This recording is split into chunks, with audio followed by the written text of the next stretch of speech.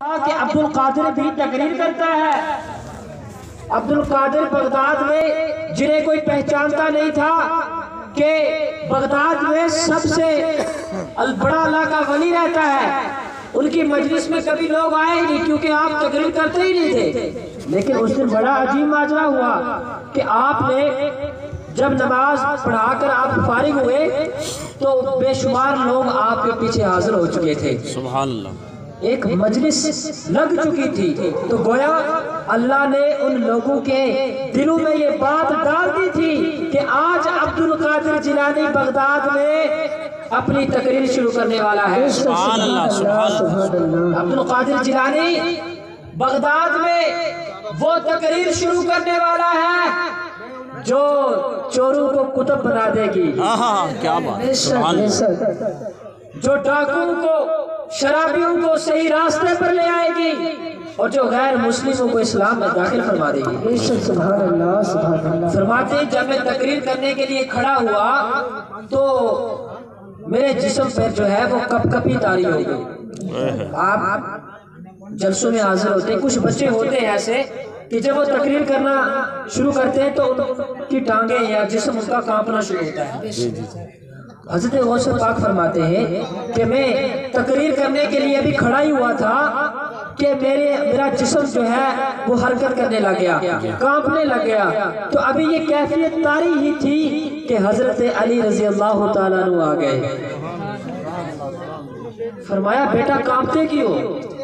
فرمایا میرے بچے کانپتے کیوں ہو؟ فرمایا کہ آقا کریم صلی اللہ علیہ وسلم نے خطابت میں تو عنایت فرما دی، لیکن مجھ پر یہ ایک کیفیت طاری ہے، لرزہ طاری ہے۔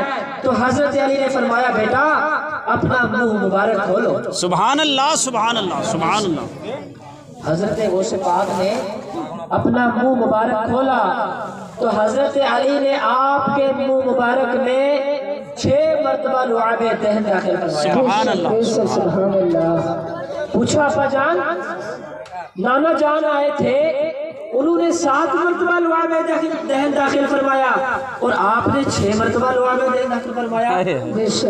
فرمایا وہ تو حضور ہے، میں نے عزت اور آپ کی عظمت کی وجہ سے میں نے 1 نمبر پیچھے رہا۔ سبحان اللہ، یہ جو 7 کی تعداد ہے وہ حضور کی ہے تو میں اس سے پیچھے ہی رہنا چاہتا ہوں۔ سبحان اللہ، سبحان اللہ۔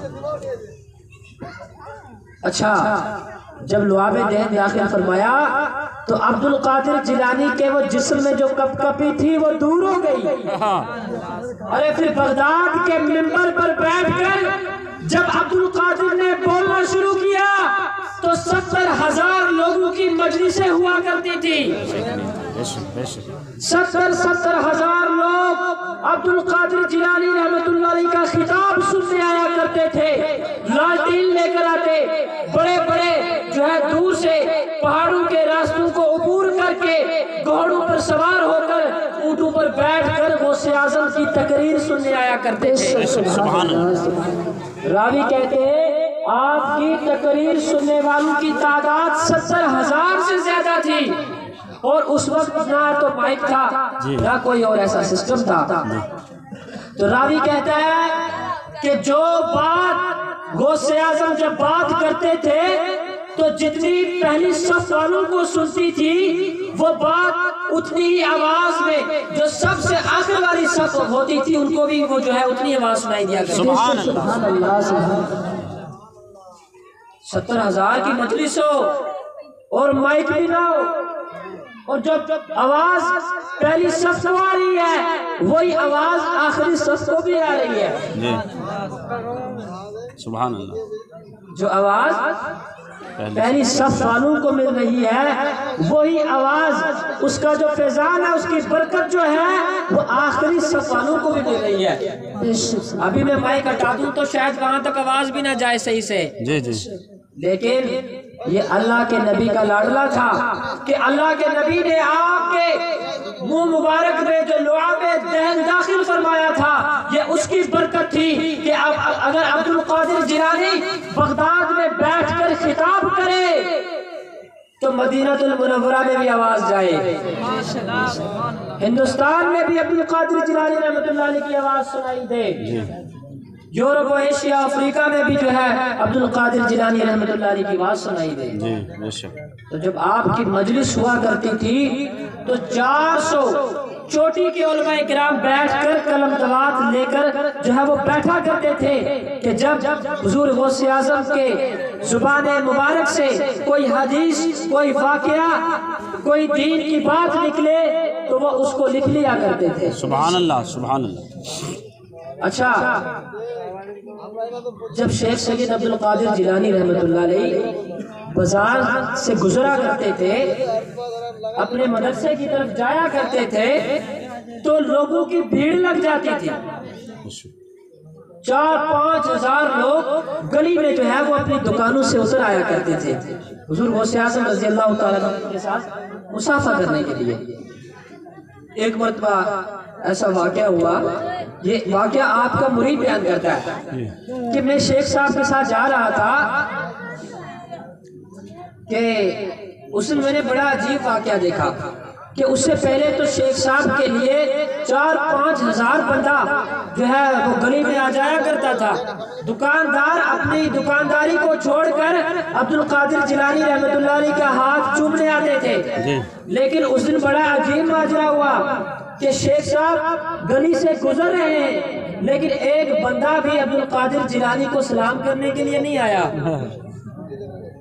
ابھی یہ دل میں خیال آیا تھا، ان کو خیال آیا آپ کے مرید کو کہ ہو سکتا ہے شیخ صاحب کی ولایت چھین لی گئی ہو یا کچھ بھی ہے۔ تو مرید نے ابھی یہ خیال ہی کیا تھا کہ آج سے پہلے تو 4-5 ہزار بندہ گلی میں آ جاتا تھا لیکن آج تک کوئی نہیں آیا، کوئی سلام لینے نہیں آیا، لگتا ہے کچھ ہو گیا ہے، اللہ دے نال کوئی معاملہ صحیح نہیں چل رہا۔ انہاں سوچیا اسی فکر ہی کیتی سی کہ سارے دکاندار تھلے اتر آئے۔ سبحان اللہ، سبحان اللہ۔ ابھی یہ سوچ ہی رہے تھے، سارے دکاندار گلی میں اترے، 4-5 ہزار بندہ اکٹھا ہو گیا اور وہ مرید کہتا ہے کہ اتنے لوگ کھڑے ہو گئے، پہلے میں شیخ صاحب کے ساتھ تھا، جب لوگوں کی تعداد بڑھی تو میں سب سے زیادہ جو ہے وہ سب سے آخر میں چلا گیا۔ سبحان دل میں تو خیال آیا ہوگا کہ نہ سوچا ہوتا تو شیخ صاحب کے ساتھ ہوتا، لیکن سوچ لیا تو اتنا ہجوم ہو گیا، اتنا جمع غفیر ہو گیا کہ سب سے آخر میں چلا گیا۔ 4-5 ہزار بندہ اکٹھا ہو گیا، سب سے آخر میں چلا گیا، لیکن عبد القادر تو عبد القادر تھے۔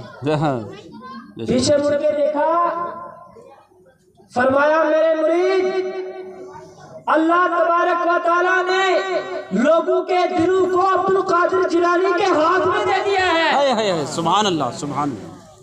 میں اس وقت گزر تو رہا تھا لیکن میں اللہ کی حمد و ثنا بیان کر رہا تھا، اور جب میں اللہ کی حمد و ثنا بیان کروں تو میرا دل نہیں چاہتا کہ کوئی مجھے سلام کرنے آئے، سبحان اللہ، کوئی مجھ سے ملے۔ جب میں رب سے ملاقات کرتا ہوں تو میں کسی اور کو اپنے اور رب کے درمیان دیکھنا نہیں چاہتا۔ سبحان اللہ، سبحان اللہ۔ لیکن اس کا مطلب یہ نہیں کہ عبد القادر جیلانی کا مسئلہ رب کے ساتھ خراب ہو گیا ہے۔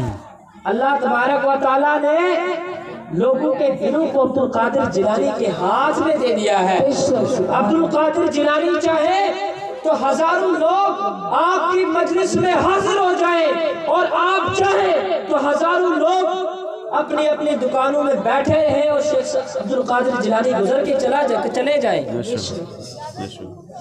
اور آپ نے اپنے قصیدے میں خود لکھا، بلاد اللہ ملکی و تحت حکمی، اللہ کے تمام شہر میری ملکیت میں ہیں۔ تمام شہر، یورپ، افریقہ، دنیا کا کوئی بھی شہر ہے، حضور غوث اعظم فرماتے ہیں تحت حکمی، وہ میری ملکیت میں بھی ہے اور میرے حکم کے تحت بھی ہے۔ جنات پر بھی آپ کی حکومت تھی کہ بغداد کی کرسی پر بیٹھ کر ہندوستان کے جو جنات تھے ان کا محاسبہ کیا کرتے تھے۔ جب آپ نے علم حاصل کیا، خطابت کی دنیا میں بھی جو ہے وہ ایک نام ہو گیا، مشہور ہو گئے، تو ابھی آپ نے شادی نہیں کی تھی۔